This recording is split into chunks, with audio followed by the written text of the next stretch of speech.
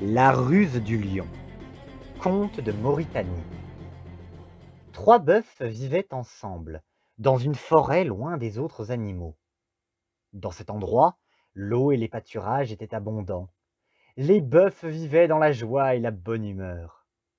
Il leur arrivait d'organiser des fêtes, où ils dansaient et chantaient. Chacun se disait « Que vous êtes joli, que vous êtes beau ». Seulement, les 3 bœufs étaient de couleurs différentes.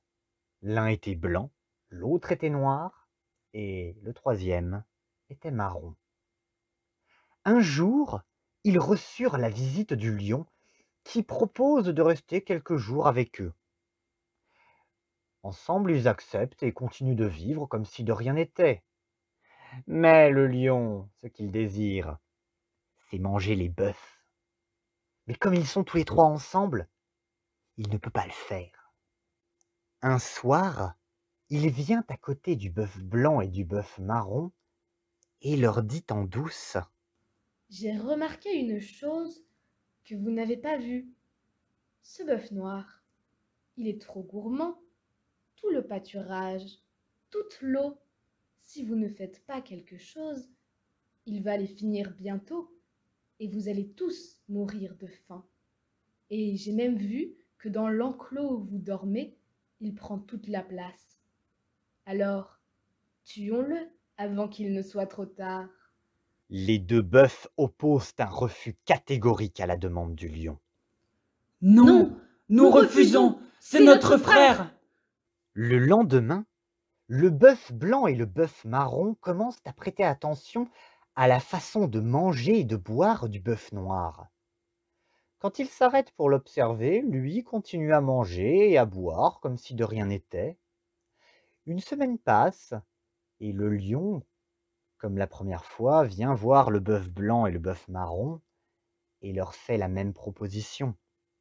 Encore une fois, les 2 bœufs opposent un refus, mais un refus moins catégorique. Non, non, c'est notre frère. Les jours se succèdent et les 2 bœufs prêtent de plus en plus attention au comportement du bœuf noir. À la fin de la 3e semaine, après la fête du soir, les 2 bœufs aident le lion à tuer le bœuf noir. Le lion mange aussitôt le bœuf noir. Et un mois après, le lion revient et s'approche discrètement du bœuf marron et lui dit: Tu vois ce bœuf blanc? Il est différent de nous. Toi comme moi, nous sommes marrons. Mais lui, il diffère de nous. Il est blanc. Tuons-le. Et comme ça, nous allons rester seuls dans la forêt avec notre belle couleur. Le bœuf marron, n'ayant pas compris la ruse du lion, l'aide à tuer le bœuf blanc, que le lion dévore sur le champ.